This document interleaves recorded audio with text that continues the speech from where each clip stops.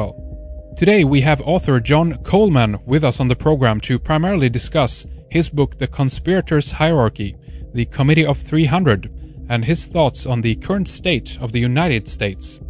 We are also going to try to dig a little bit deeper into the question of the origin of the group of 300 and how far back into history they go.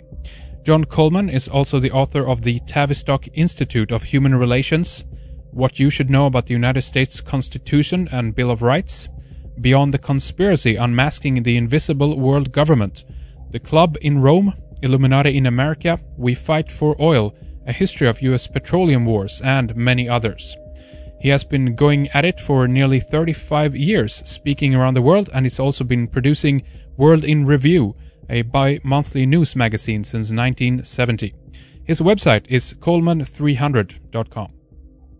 John Coleman, welcome to Red Eyes Radio. We really appreciate your time. It's great to have you with us here. You're kind of a legend in the field, especially considering your work on the Conspirators' Hierarchy, the Committee of 300, a very well-known book, of course, and that's probably the work that you're most known for. And I think even some of our people out there in the audience that might not have heard about your name probably have heard about that book and or at least the name Committee of 300, of course. That's right. That's the Bible of all conspiracies, so to speak. And it's a book that's been around for quite some time. I've taken the best part of my adult life to put it together, and it's taken me to 14 different countries and a lot of research. A 5-year stint at the British Museum in London, and that's an amazing repository of knowledge. Of course, people just don't go there. That's not, and it's like the congressional records and the annals of Congress and the congressional globes, which is the written record of everything that's spoken in the U.S. House of Representatives and the Senate. But as the great Senator Sam Ervin once said, nobody reads these things. So there's this huge mass of knowledge out there, but it's not being used, it's not being read, and it's just absolutely almost foreign to the American people themselves. The American Constitution, the American people they do not know their Constitution because they've been deliberately dumbed down. It's not taught in the schools, in the universities, or in the law faculties. In fact, I had a couple of law professors call me up one day and say, where did you get all this material from? We can't find any of it in the law books. Of course not. It's not in the law books. It's in the annals of Congress, congressional globes and records, and, of course, the records contained in the British Museum. So there's a tremendous effort gone into this book, and it's expanded over the years. It started out small, but it's now a 488-page book, and believe me, it's packed with knowledge from cover to cover. Absolutely, and I know, John, that you want to address also obviously the current state of the United States, particularly the U.S. Constitution, the ongoing wars and the consequent strain on the people over there, the resources, and of course the economy with over $3 billion spent and counting. It's probably even more by this time. But I do want to kind of sidetrack you, I guess, a little bit here in the beginning, though, and before we go into that area, and just ask you a little bit about the origins, I guess, of your work on the Committee of 300. And you mentioned, obviously, that you've been studying at the British Museum in London. If one goes to your Wikipedia page about you, it says that you're a former British intelligence officer for MI6. And maybe you can just tell us a little bit how you got onto this path of tracing the world conspiracy, John. Well, I realized in my early days that there was something radically wrong with the whole system, and I couldn't put my finger on it. And by a process of evolvement, I gradually came down to the knowledge and the understanding that I'll never find this in history books, that I'd have to search out in other areas as well. And so I looked at the old records of the British East India Company. Now, this was a huge conglomerate. It dwarfed General Motors, and if you combine General Motors and Ford annual sales, it's nothing compared to the sales brought in by the opium, which was under the control of the British East India Company. They did all the buying in India. They went to see the Indian Maharajas, and they go on concessions. Mm-hmm. starting back in 1612. And they amassed enormous fortunes, and so they wielded tremendous power. They controlled the British government, and then eventually they allowed their American cousins, people like the Andesite Perkins and those big Eastern liberal establishment families. It says there's a saying that they speak only to themselves and none to God, and I think that sums it up pretty well. But they had all of the power, and they were running the United States, and the people were just not getting any say whatsoever in the government. And as I said, the American people did not know their constitution, and that just led us to the present situation where we engaged in 2 wars in Iraq and Afghanistan at the cost of $3 billion and counting. And this has put an enormous strain on our people and our resources. And yet our congressmen and senators do nothing to stop it when they have the power and the authority to order all of our troops and their equipment to return to the U.S. within 45 days. And we see on the news every day that the president is doing this and that and the other, and ordering the troops to do this, that, and the other, and seems to be very well involved in the mission of the troops. Actually, the president has no war powers whatsoever, and he cannot do anything as far as the mission of the troops or where they should go or what they should be doing. And of course, these wars are undeclared wars, which will bring me to another step. And no war can be fought without a declaration of war. And these 2 wars are being fought without a declaration of war. Yeah. A declaration of war is a 5-step process. In fact, when the founding fathers were talking about the Constitution, they spent the longest time and there was most heated passion over this declaration of war. And it's a 5-step process, and what it says is that war cannot be declared unless the U.S. is attacked first. The attack must have been a substantial one. That has to be laid out on the table, and the people must be told what that comprises.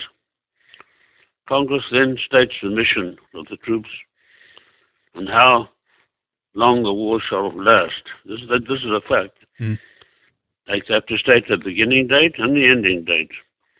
And there cannot be any open-ended wars like going on now in Iraq and Afghanistan. So you can see from there that we as a nation are disobeying the highest law of the land by having our forces in Afghanistan, not having obtained authorization through a declaration of war or any of those steps that are so vital. And another thing, very important, all presidents since Woodrow Wilson have violated their oath of office and became directly involved in ordering the mission of the troops. And the Constitution has clearly declared, as I said before, that no president has any war-making powers. Congress, on the other hand, has the absolute authority to recall the U.S. troops, and this is what they should be doing.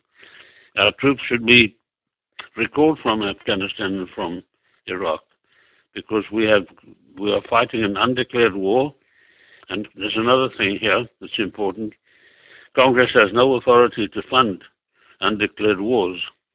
So you can see that I believe firmly that we've got ourselves into this terrible mess, and the United States is going downhill fast because we've done all these things which are not authorized by the bedrock document, the highest law of the land, United States Constitution. I don't see how any nation can make any progress if they don't obey the highest law of their land. That's the question right. I put out to people. How do you think we can make progress? How can we get economic progress? There's a big conference going on now in South Korea about all of these things, but they are secondary. They don't matter at all unless we have our constitution up front. And we're arguing with the Koreans about devaluing North Korea and China particularly about devaluing their currency. But nothing of this is important because of our situation. All of these things fall into place once your bedrock constitution is being obeyed and followed. The meeting that you're talking about, obviously, the G20 meeting, as you say, is ongoing in South Korea, and with that in mind as well, other meetings or other kinds of announcements that has been made. I remember that the U.S. Defense Secretary Robert Gates said on Tuesday, this is the 9th of November, that Washington, I guess he's speaking for all of the people, in the United States. He said that Washington was open to keeping troops in Iraq beyond a 2011 deadline. But it was up to Baghdad to make a request. But this is interesting, this topic as well, because obviously the deadline for the war has just been being pushed up forward all the time. And you were supposed to be out of there, 3 years ago, 4 or 5 years ago now? 5 years ago. Yeah. 5 years ago. Well, Mr. Gates, with all respect to his high office and to himself as a very honorable gentleman, he does not have the knowledge of the Constitution that's required of him. Because if he had that knowledge, he wouldn't be making statements like that. The United States is in no position to become an empire. We are not an empire. We're a democracy. We're not a democracy. We're a republic. And all our forces belong at home. You found that the fall of Rome, for instance, was very much brought about by having hundreds of thousands of troops scattered all over the world. And they couldn't do anything at those outposts with the people who are in rebellion constantly, and they expended their substance, and their economy fell into disrepair at home, and then eventually they were attacked by the Visigoths, uncivilized people who came down from the north, and Rome was destroyed. And it's, we're finding there's so much of a parallel between Rome and the United States. We are trying to build an empire. Our government is trying to build an empire by having outposts everywhere. But that's completely unconstitutional. There's no authority for us as a nation to have outposts all around the world. It's just not there. Do you think, John, that the United States unlawfully then is being used as this empire builder for other forces in the world? Well, it all gets back to the Committee of 300. The United States, like every other government, is fully controlled by the Committee of 300. I don't think there's any doubt at all about that. Of course, if you tell people that, they look at you and think you've gone off the wall and probably label you as a crazy kook. But I'm backed by years and years of study, in fact, 32 years altogether up to date. And the man who got me started on this was the late Senator Sam Ervin, was probably one of the best constitutionalists who ever lived in the 20th century. And I went to see him because I said I really would like to know the U.S. Constitution. What college or university could I go to study it? And he said, don't go to any. They don't teach the Constitution in America. He said the American people are deliberately dumbed down, and there's no college and no university, no school of law that teaches the Constitution as it ought to be taught. Mm-hmm. And he said the only way you can learn this is by diligent application and study of these documents I mentioned before. And he gave me a whole bunch of them to get started. And he said, if you have tenacity of purpose, as I think you do, he said, when you get through these, you'll begin to know something about the Constitution.